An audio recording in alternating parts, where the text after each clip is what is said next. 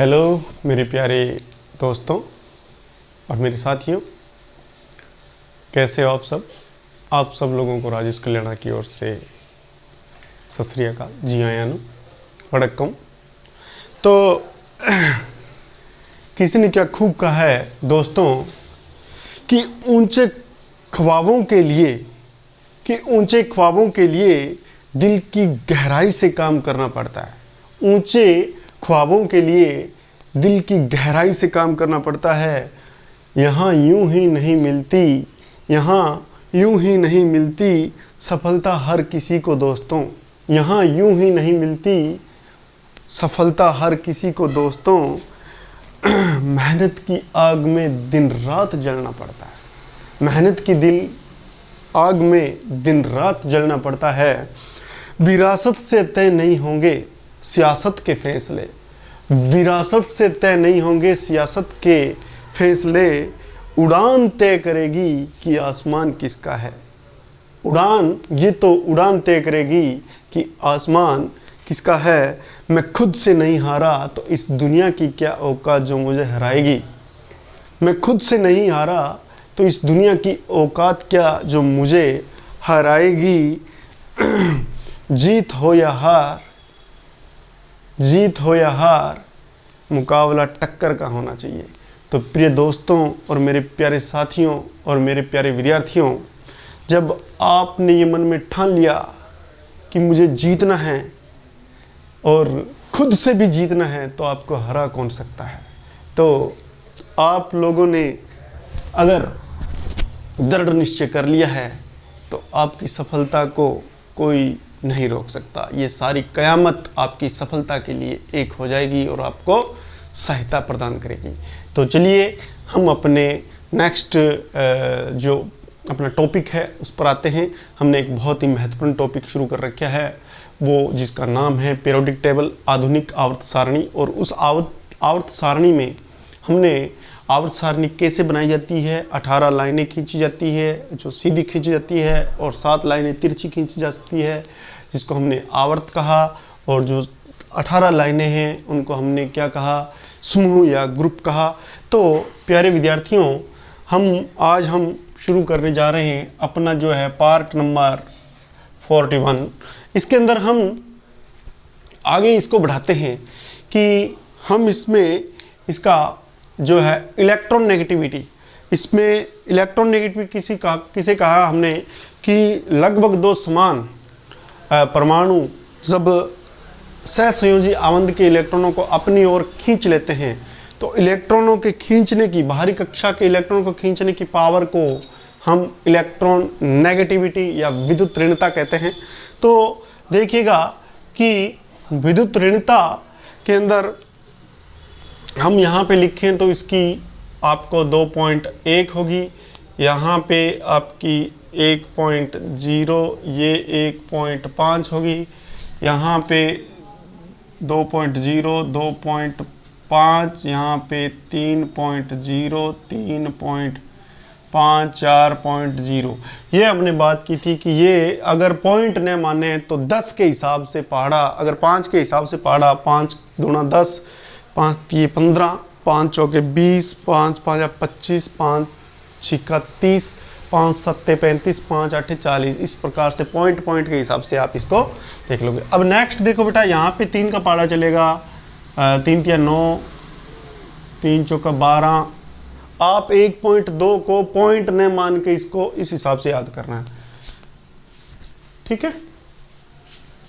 यहाँ 15, यहाँ पे 18, यहाँ पे 21, यहाँ पे 2.5 और इसको आपको पता ही है, ये आ जाएगा 3.1, ये 2.8, ये 2.5, ये 2.2। उसके बाद में यहाँ पे ये 0.8 है, इसकी भी 0.8 है, इसकी 0.7 है। अब सबसे कम इलेक्ट्रॉन खींचने की जो पावर है, इलेक्ट्रॉन नेगेटिविटी का मान है, वो सीजियम और फ्रांसियम में होगा बेटा, ठीक है, ध्यान रखना। और सबसे ज़्यादा किस में होगा, ये जो ग्रुप है आपका 7वां ग्रुप, जिसको आप बोलते हो हैलोजन तत्व, हैलोजन सबसे क्रियाशील जो ग्रुप है उनका पाया जाएगा, और जिसके अंदर 4 जो है किसकी होगी, सबसे ज़्यादा इलेक्ट्रॉन खींचने की पावर वो होगी फ्लोरीन में। ठीक है, उसके बाद में अपने बात करेंगे कि इसके अंदर यहाँ पे देखो 1.5, यहाँ पे 1.6, यहाँ पे 1.7, ये 1.8 होगी। ठीक है, 1.8 होगी। अब सुनिए आगे नेक्स्ट। उसके बाद में यहाँ पे 1.8 है, यहाँ पे 1.8 है, यहाँ पे 1.8 है, यहाँ पे 2.0 है, यहाँ पे 1.9 आ जाएगा, यहाँ पे 1.9 आ जाएगा, यहाँ पे 2.4 है, यहाँ पे 2.1 है, यहाँ पे 2.0 है। ठीक है, यहाँ पे 2.2 है, यहाँ पे 2.2, 2.2 है, यहाँ पे 2.2, 2.2, 2.2 है, यहाँ पे 2.4 है, और यहाँ पे आपके है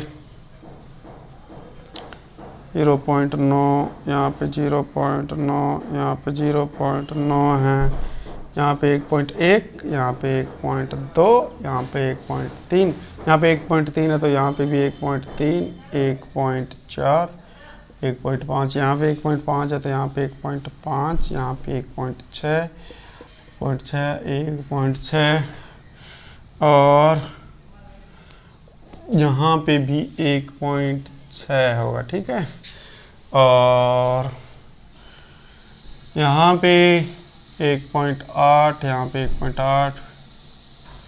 ठीक है, यहाँ पे हो गए आपके 1.9, 1.9। ठीक है जी, अब यहाँ पे 1.5,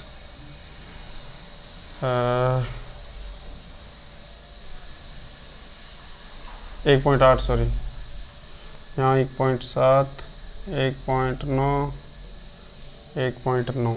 इस प्रकार से ये 1.7.9, इस प्रकार से ये जो रेड कलर में है वो आपके इलेक्ट्रॉन खींचने की पावर हमने आपके सामने ये बता दी है, लगभग इस टाइप से। अब इलेक्ट्रॉन खींचने की पावर को हम स्मॉल रूप में EN कहेंगे, इलेक्ट्रॉन नेगेटिविटी कहेंगे बेटा। ठीक है, और इलेक्ट्रॉन नेगेटिविटी आप देखिए कि आवर्त में बाएं से दाएं जाने की ओर जाते हैं तो इलेक्ट्रॉन नेगेटिविटी देखो, आप देख लो बढ़ रही है। देखो आप इसमें देखो, यहाँ 1 है, यहाँ 1.5 है, यहाँ 2 है, यहाँ 2.5, यहाँ 3 है, यहाँ 3.5 है, 4 है, बढ़ रही है। इधर भी देखो आप 0.9, 1.2, 1.5, 1.8, 2.1, 2.5, 3.1, इस प्रकार से बढ़ रही है। तो आवर्त सारणी में इलेक्ट्रॉन की खींचने की पावर बाएं से दाएं जाएंगे तो बढ़ेगी, ध्यान रखना। ठीक है, ये ध्यान आपको रखना है इलेक्ट्रॉन नेगेटिविटी का। अब इलेक्ट्रॉन नेगेटिविटी की बात आपकी ख़त्म हो गई। ठीक है, अब हम बात करते हैं कि इसका इलेक्ट्रॉनिक कॉन्फ़िगरेशन क्या होगा बेटा। इलेक्ट्रॉनिक कॉन्फ़िगरेशन की बात करें हम तो यहाँ पे इलेक्ट्रॉनिक कॉन्फ़िगरेशन की हम बात करेंगे, इलेक्ट्रॉन कॉन्फ़िगरेशन की बात करेंगे तो देखिए इसमें यहाँ पे NS1, यहाँ पे NS2 और यहाँ पे अब NS1। तो इन सब में इलेक्ट्रॉन बाहरी कक्षा की हम बात करेंगे, बाहरी कक्षा में पाए जाने वाले इलेक्ट्रॉनों की बात करेंगे। तो इन सब के अंदर बेटा फर्स्ट ए के अंदर, फर्स्ट ए लिखा हो ना, इन सब में इस ग्रुप के अनुसार ही 1 नंबर ग्रुप है तो इसमें एक इलेक्ट्रॉन इस सब के अंदर पाए जाएंगे बाहरी कक्षा में। और जब एक प्रकार से इलेक्ट्रॉन एक ही प्रकार से पाए जाएंगे तो हम कहेंगे कि एक ही समूह में पाए जाने वाले तत्वों के जो गुण होते हैं वो समान होते हैं, भौतिक हो चाहे रासायनिक हो। ठीक है, वो किस पर डिपेंड करता है कि बाहरी कक्षाओं में पाए जाने वाले इलेक्ट्रॉनों की संख्या पर निर्भर करता है। ठीक है, तो अब देखिए इसमें इलेक्ट्रॉन के पाए जाने की बाहरी कक्षा में पाए जाने की संख्या कितनी होगी NS2, यानी कि क्या कहेंगे हम इसको कि इसमें बाहरी कक्षा में 2 इलेक्ट्रॉन पाए जाएंगे। इस प्रकार से इसमें देखो, इसमें आ जाएगा आपके NS2 और NP1। बाहरी कक्षा में इलेक्ट्रॉन पाए जाने की कितनी होगी संख्या, कितनी होगी संयोजकता, कितनी होगी इसकी संयोजकता हो जाएगी बेटा कितनी 3 + 3 हो जाएगी। और कार्बन वाले की कितनी हो जाएगी बाहरी कक्षा में इलेक्ट्रॉन NS2 NP2, इसकी बात कर रहा हूँ मैं, इसकी। तो इसके ऊपर आपको लिखना है ये विन्यास। और इसकी 5 जो A है समूह, उसकी हो जाएगी NS2 NP3 हो जाएगी। इसी प्रकार इसकी हो जाएगी NS2 NP4 हो जाएगी बेटा। और किसकी ऑक्सीजन, सल्फर, सेलेनियम, टेलुरियम, इसकी पोलोनियम की, ठीक है।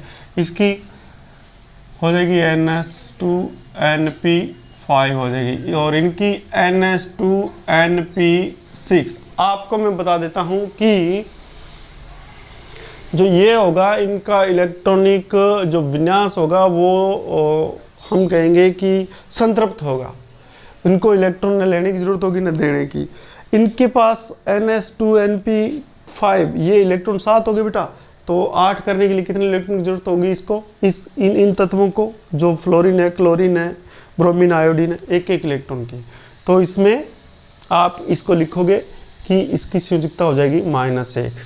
और इसको कितनी होगी 2 और 4 6, तो इसको संयोजकता कितनी होगी, इनकी संयोजकता, हम संयोजकता की बात ही कर लेते हैं थोड़ी सी, ठीक रहेगा, बार बार आपको कोई दिक्कत नहीं। बेटा इनको कितनी जरूरत होगी, इनको तो जरूरत होगी नहीं, इसलिए इनको निष्क्रिय गैस से भी कहते हैं। ये जो 0 ग्रुप इसलिए कहते हैं, 0 का मतलब इनको इलेक्ट्रॉन की आवश्यकता 0 होगी, इनको इलेक्ट्रॉन की आवश्यकता नहीं होगी, ये किसी के साथ में क्रिया नहीं करेंगे।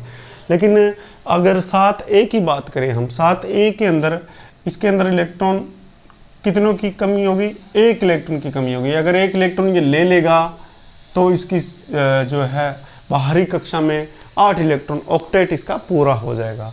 इसको कितने की ज़रूरत होगी, इसको 2 की ज़रूरत होगी। तब ये देखो इसके बाहरी कक्षा में ये देखो 2 और 4 6 इलेक्ट्रॉन हैं, तो इसको कितनों की ज़रूरत होगी, 8 करने के लिए कितनों की ज़रूरत होगी बेटा। हम इसको ऐसे सुन सकते हैं कि इसको 8 रोटी की भूख है, तो ये 8 रोटी, 7 रोटी तो इसके पास है, 1 रोटी और लेने की संभावना है। इसके अंदर 6 है तो 2 की। इसी प्रकार अगर हम नाइट्रोजन, फास्फोरस, आर्सेनिक और एंटीमनी की बात करें तो इसको 3 की ज़रूरत होगी। तो इसकी संयोजकता भी आपको साथ साथ में पता होनी चाहिए, भी नाइट्रोजन की, फास्फोरस की संयोजकता कितनी होनी चाहिए। अब इसमें देखो कार्बन वालों के पास में NS2 NP2 है, बाहरी कक्षा में इलेक्ट्रॉन की संख्या। अगर मैं बेटा इसकी बात करूं, किसकी बात करूं, मैं मान लो ये जर्मेनियम की बात करूँगा। जर्मेनियम एक अर्धचालक है बेटा, ये भी ध्यान रखना। इसकी बात करूं तो बेटा इसके बाहरी कक्षा में इलेक्ट्रॉन की संख्या का विन्यास क्या बताया, ये Ge है, और इसके बाहरी कक्षा में NS2 है और NP क्या है बेटा, ये NP2 है। तो N का मान हम यहाँ पे क्या रखेंगे, ये N जो है, जो कक्षा का नंबर है कि नाभिक के चारों ओर कौन सी कक्षा है। अब कौन सी कक्षा है तो N को आप ऐसे ज्ञात कर सकते हो। ये इनके लिए N का मान 1 होगा, इन सब के लिए 2 नंबर पर है तो N का मान इनके लिए 2 हो जाएगा। इसके लिए N का मान कितना हो जाएगा बेटा, 3 हो जाएगा। और इसके लिए N का मान कितना होगा, ये 4 होगा। तो हम N की जगह यहाँ पर अगर 4 लिखें, 4s2 और 4p2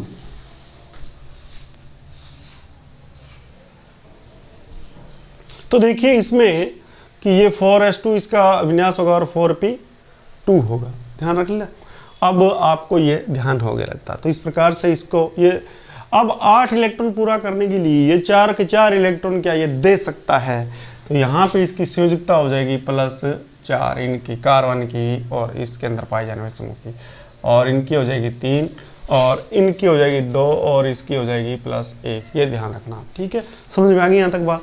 तो ये जो है, ये आपके तत्व जो है क्षारीय, ये क्या है, क्षारीय धातुएं हैं, ये सारी की सारी क्षारीय धातुएं, और ये क्षारीय मृदा धातुएं। कौन सी, सेकंड A वाली क्षारीय मृदा धातुएं हैं। और ये जो है यहाँ से यहाँ तक का ये पी ब्लॉक है। ये कौन सा ब्लॉक है? पी ब्लॉक है। आप कहोगे पी ब्लॉक का एक दूसरा नाम है प्रारूपिक तत्व। इनको बेटा प्रारूपिक तत्व भी कह सकते हैं, प्रारूपिक तत्व।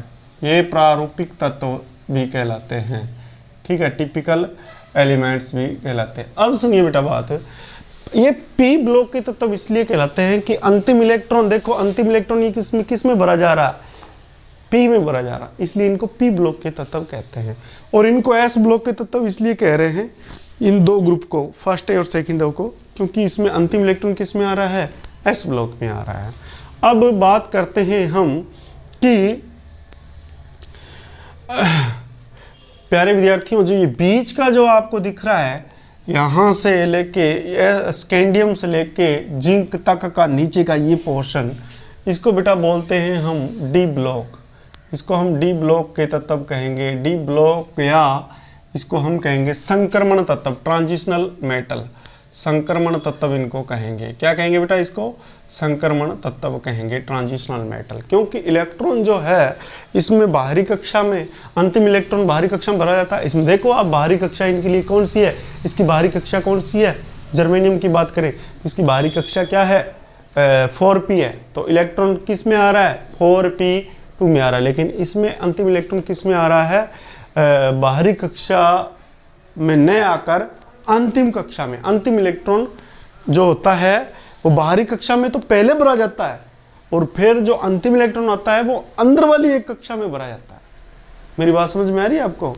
तो इस प्रकार से क्या है, इनको संक्रमण तत्व कहते हैं। ये जो आपके ये तत्व जो होते हैं, ज़्यादातर ये जो होते हैं ये ट्रांजिशनल मेटल इसलिए कहलाते हैं कि ये आकार में बिल्कुल छोटे होते हैं और आयनिक यौगिक ज़्यादा बनाते हैं, और इनकी प्रकृति जो होती है ज़्यादातर आयनिक होती है, और जटिल यौगिक बनाते हैं ज़्यादातर।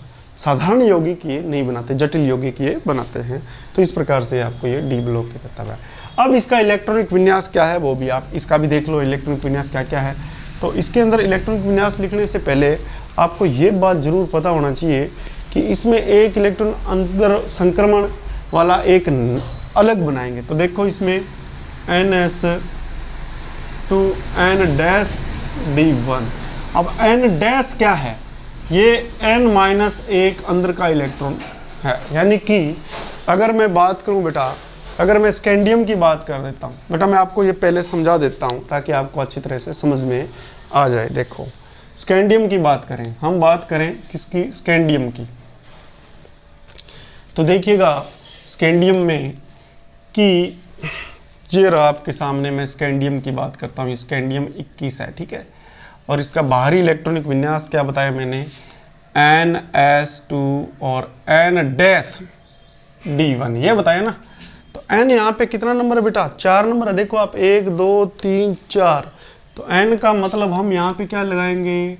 N का मतलब 4, S2, और यहाँ N- का मतलब क्या बताया मैंने? N- का मतलब N-1, यानी कि N-1 हो गया। N यहाँ पे 4 है तो N-1 कितना हो गया? 3 हो गया। तो 3D1।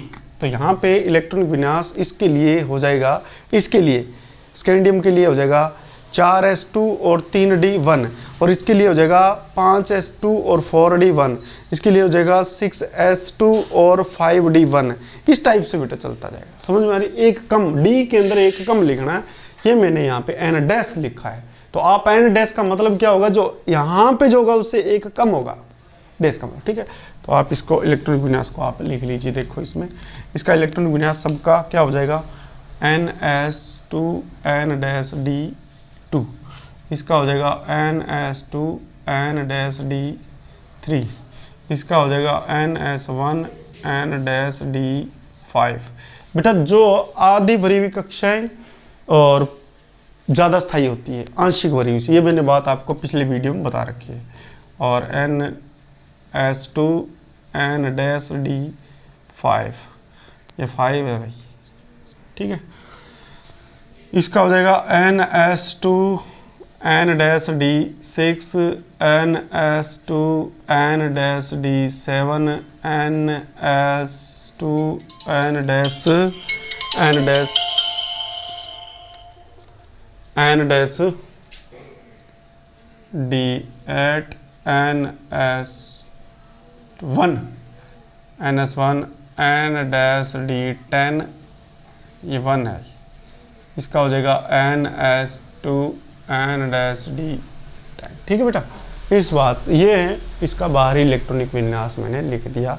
आप इसको अच्छी तरह से थोड़ा बढ़िया, इसके अंदर जगह कम है, अगर आप थोड़ा खुद बनाओगे ना बेटा इस चीज़ को तो आपको ये ज़्यादा समझ में आएगा। तो इस प्रकार से ये इलेक्ट्रॉनिक विन्यास भी इन डी तत्वों का मैंने लिख दिया।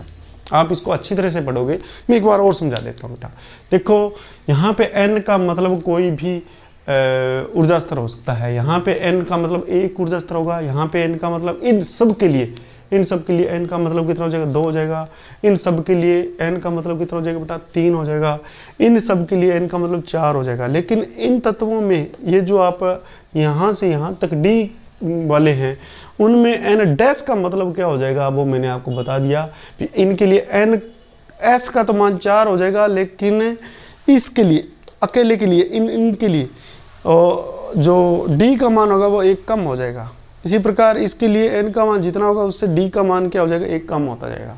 ठीक है, ये मैंने बता दिया क्योंकि जो अंतिम इलेक्ट्रॉन है वो पहले बाहर वालों को भरने के बाद में अंतिम इलेक्ट्रॉन आता है, इसलिए इनको संक्रमण तत्व भी कहते हैं। ये आकार में छोटे होते हैं, रंगीन होते हैं, आयनिक यौगिक बनाते हैं, जटिल यौगिक बनाते हैं। ठीक है, और सहसंयोजी प्रवृत्ति इनकी ज़्यादा होती है, सहसंयोजी गुण इनमें ज़्यादा होते हैं।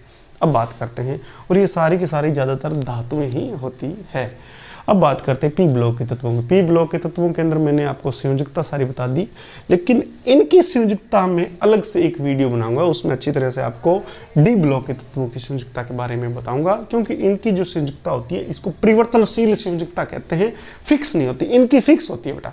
इसके अंदर क्या है 3 के 3 इलेक्ट्रॉन दे देगा ये, ठीक है, ये 4 के 4 इलेक्ट्रॉन दे देगा, और ये 3 इलेक्ट्रॉन लेगा, तो ये ऋणायन बनाते हैं, ये धनायन बनाते हैं। ऋणायन बनाते हैं वो अधातु होते हैं, जो धनायन बनाते हैं वो धातु होते हैं ज़्यादातर। ठीक है, तो ये बातें मैंने आपको बता दी थी कि अगर हमारे पास खुले पैसे हों, मान लो कि किसी के पास मान लो 2 रुपये हो, 3 रुपये हो, 4 रुपये हो, तो ज़्यादातर घर के अंदर क्या होते हैं, बड़े जो होते हैं वो छोटे भाई बहनों को कुल्फ़ी के लिए, टॉफ़ी के लिए दे देते हैं कि नहीं देते। और अगर किसी के पास मान लो 8 रुपये हो, 7 रुपये हो, तो वो 10 का नोट पूरा करने के लिए क्या करते हैं, और घर वालों को कहते हैं, पापा को कह देते हैं या मम्मी को कह देते हैं, मम्मी मेरे पास 8 रुपये ये खुले हैं, यानी कि खुले हैं, तो आप मेरे को 10 का नोट दे दो, ये खुले आप रख लो। तो वो 10 का नोट पूरा करने की फिराक में होते हैं। ठीक है, तो यही इनकी, ये भी बिल्कुल नेचर सबकी एक जैसी है। देखो इसके अंदर भी वो क्या करते हैं कि 3 इलेक्ट्रॉन दे देते हैं, 4 इलेक्ट्रॉन दे देते हैं, देने के बाद में उनके पास जो कक्ष बचता है उसमें 8 इलेक्ट्रॉन रह जाते हैं, तो वो 8 इलेक्ट्रॉन की फिराक में होते हैं। भी ये कुल मिला के 8 इलेक्ट्रॉन पूरा कर लेते हैं, और ये लेने के बाद में 8 इलेक्ट्रॉन पूरा करते हैं। तो ये दे के या ले के, ये काफ़ी उदाहरण से मैंने आपको समझा दिया, ये इस टाइप से होता है। समझ में आ गई बेटा बात? तो इस प्रकार से आपको, अब यहाँ पे एक बात और आती है बेटा, यहाँ पे एक बात और आती है कि जो ये यहाँ पे आपके यहाँ से बोरॉन से एक अगर तिरछी ऐसे सीढ़ीनुमा लाइन खींचे तो ये कहलाती है विकिरण रेखा बेटा। इसको क्या बोलते हैं? इसको विकिरण रेखा कहते हैं। कौन सी को बेटा?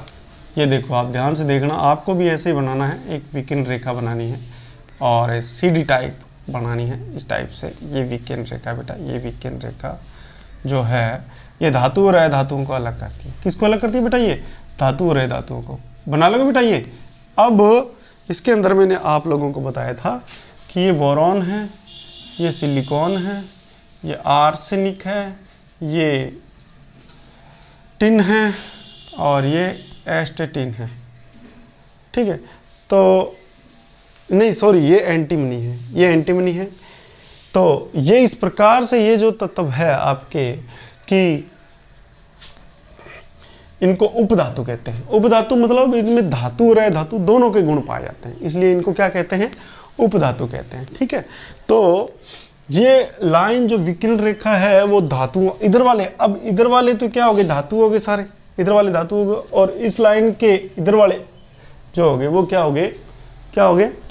वो हो गए आपके अधातु हो गए। ठीक है, तो ये अधातु है। तो इन बातों का आप थोड़ा ध्यान रखना, धातु और अधातु हम एक आगे नेक्स्ट चैप्टर आएगा, उसके अंदर धातु और अधातुओं के बारे में विस्तार से चर्चा करेंगे, कौन से धातु हैं कौन से अधातु है।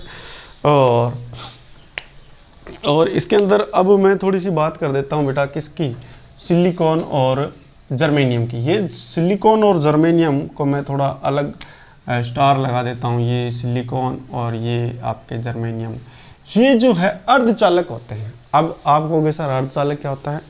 देखो, चालकता के आधार पर हम जो तत्व है या तत्वों को 3 भागों में बांटते हैं।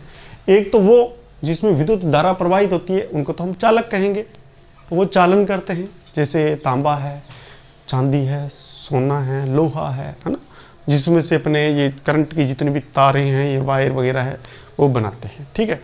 और कुछ ऐसे हैं जिसमें लाइट बिल्कुल भी प्रवाहित नहीं होती, कंडक्ट नहीं होती, उसको हम क्या कहते हैं? कुचालक कहते हैं।